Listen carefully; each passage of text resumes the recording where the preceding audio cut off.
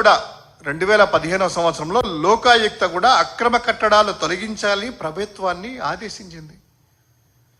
లోకాయుక్త ఇదే చంద్రబాబు ప్రభుత్వాన్ని 2015వ సంవత్సరంలో లోకాయుక్త అక్రమ కట్టడాలు నదీ పరివాహ ప్రాంతంలో ఉన్నాయి, కృష్ణా కరకట్ట ప్రాంతంలో ఇవన్నీ తొలగించాలి అనేటువంటిది క్లియర్ కట్టుగా లోకాయుక్త చెప్పినా కూడా ఆదేశించినా కూడా ఆ ఆదేశాలను చంద్రబాబు పాటించకుండా అదే ప్రాంతంలో నివాసం ఏర్పరచుకోవడం అంటే అసలు ఏం సంకేతాలు పంపుతున్నాం మనం?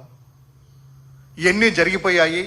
తర్వాత దానికి అప్పట్లో ప్రతిపక్ష నాయకుడిగా వాళ్ళున్న గతంలో మన ప్రభుత్వం మారిన తర్వాత కూడాను దీన్ని అక్రమ కట్టడం అని చెప్పి నోటీసులు ఇచ్చేసేసి అక్రమ కట్టడాలని తొలగించాలి, నదీ పరివాహక ప్రాంతాన్ని కాపాడాలి, నదీ పరివాహక ఆ చట్టాలన్నీ కూడాను జాతీయ హరిత ట్రిబ్యునల్ సంబంధించింది కానీ ఆర్సీ చట్టాన్ని క్లియర్ కట్గా పాటించాలనేసి వైఎస్ఆర్సీపీ ప్రభుత్వం జగన్ గారు ఇవన్నీ కూడాను నోటీసులు కూడా ఇవ్వడం అంతా మనం చూసాం. ఇంత చర్చ జరిగిన తర్వాత కూడా ఈవెన్ 2 సార్లు వరద చూసాం మనం. గతంలో జగన్ గారు అధికారంలో ఉన్నప్పుడు వరద రావడము, ఇదే లింగంనేని ఈ చంద్రబాబు గారు ఉన్నటువంటి ఎస్టేట్లో నీరు లోపలికి వెళ్ళడము, దాదాపు మునిగిపోయేటువంటి సందర్భం మనం చూసాము.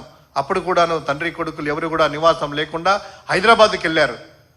అంటే ఈ యొక్క నదిలో వచ్చేటువంటి ఫ్లడ్స్ అనేటువంటిది ఈ అడ్డం ఉండి తద్వారా అనేకమైనటువంటి వరదలు వచ్చేసి ఇదంతా కూడా కూలిపోయే అవకాశము అప్పుడే చూసాం. తర్వాత ఈ సంవత్సరం కూడా అదే సంవత్సరం 2024లో కూడా కూటమి ప్రభుత్వం వచ్చిన తర్వాత ఈ నదిలో వరదలు వచ్చి ఈ బుడమేరు కూడాను మనం చూసాం. బుడమేరు గేట్లు ఎత్తడానికి కారణం కూడా ఏంటో, అక్కడ అర్ధరాత్రి బుడమేరు రిజర్వాయర్ సంబంధించినటువంటి గేట్లు ఎత్తడానికి కూడా కారణము ఈ యొక్క అక్రమ కట్టడం మునిగిపోతుందనేటువంటిది కూడా మనము అనేక వార్తల్లో కూడా మనం చూసాము.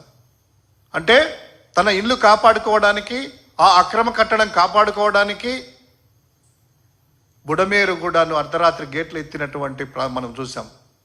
అంటే అటువంటి డేంజర్ జోన్లో ఉన్నాయి ఈ నివాసాలు. వాళ్ళ డేంజర్ జోనే కాకుండా ఈ యొక్క అక్రమ కట్టడాల వల్లనే ఆ నదిలో నీరు అనేటువంటిది వరద అనేటువంటిది పారకుండా ఈ యొక్క వరద రావడానికి, ఫ్లడ్స్ ఎక్కువ రావడానికి ఈ యొక్క అక్రమ కట్టడాలు అడ్డుపడతా ఉన్నాయి. సో ఇక దీనికి సంబంధించింది రచ్చ జరిగితే, నోటీసులు ఇస్తే, రాష్ట్ర ప్రజలందరూ కూడా క్వశ్చన్ చేస్తే చంద్రబాబు గారు అసెంబ్లీలో ఏం చెప్తారు, దాని యజమాని లింగంనేని గారు ఏం చెప్తారు, అసలు అది ఎవరి కట్టడము, చంద్రబాబు ఇల్లా, లింగంనేని ఇల్లా, ప్రభుత్వ ఇల్లా అనేటువంటిది $1000 ప్రశ్న. ఒక్కసారి ఆ లింగంనేని గారు ఏమన్నారో ఇంటి యజమాని ఒకసారి చూద్దాము.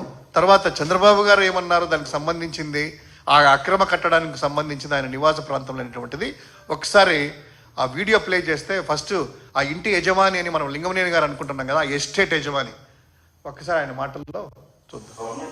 తీసుకోండి, నాకు దానికి సంబంధమే లేదు. నేను గవర్నమెంట్ భూమిలో తీసుకున్నా అన్ని బిల్డింగ్లు తీసుకుంటాం అన్నారు. ఉండబోతుంది దాని ఒకరి వాళ్ళకి ఒప్పుకోలేదు. అందుకంటే నాకు నేను ఇచ్చేసాను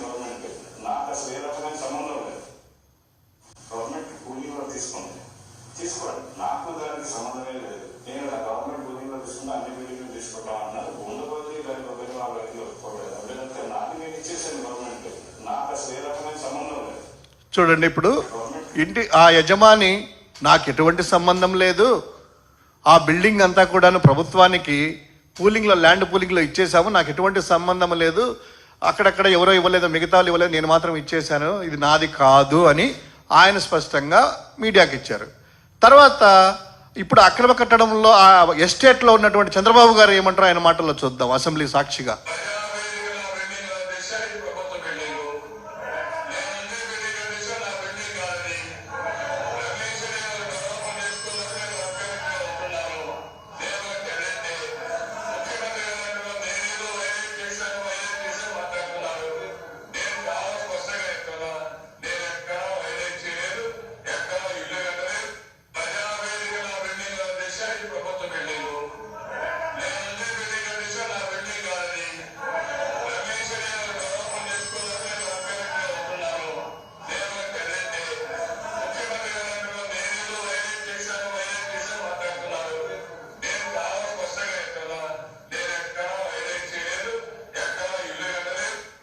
సో ఇక్కడ రెండు రకాల స్టేట్మెంట్ మనం చూస్తూ ఉన్నాం. యజమానేమో నేను ప్రభుత్వానికి ఇచ్చాను, ప్రభుత్వానికి నాకు సంబంధం లేదు అని ఆయన అంటారు. కానీ ఒక ముఖ్యమంత్రిగా చేసిన వ్యక్తి, ప్రస్తుతం ఉన్నటువంటి ముఖ్యమంత్రి, అప్పుడు ప్రతిపక్ష నాయకుడు ఇన్ని చేసినటువంటి వ్యక్తి ఆ ఇంటి గురించి అసెంబ్లీలో మాట్లాడుతూ బయట ప్రజావేదిక ఏమో ప్రభుత్వానిదట. ప్రజావేదిక ఎక్కడుంది? ఇంటికంటే ముందు ఇంకా ఇక్కడుంది. ప్రజావేదిక ఏమో ప్రభుత్వానిదట. ఆ ఇల్లు మాత్రము, ఆ ఎస్టేట్ మాత్రము లింగంనేనిదంట. నేను టెనెంట్ అయ్యా, నేను యజమాని కాదు, అది ప్రభుత్వానిది కాదు అంటే ఆయన అసలు చెప్పేదేంటి? ఆ బిల్డింగ్ ఏమో లింగంనేని గారిది అంట. ఎంత కాంట్రడిక్టరీ అండి. యజమాని నాది కాదు, ప్రభుత్వానికి ఇచ్చిన అంటాడు. నివాసం ఉన్నటువంటి ఆయన నార్మల్ వ్యక్తి కాదు, అక్కడ ఏదో తెలియక ఏదో నేను రెంటుకుంటాను అనడానికి. ఆ వ్యక్తి ఎవరు? సాక్షాత్తు ముఖ్యమంత్రిగా చేసి, ప్రతిపక్షంగా చేసి, ముఖ్యమంత్రిగా చేసి అటువంటి వ్యక్తి అది లింగంనేనిది అంటారు. దీనివల్ల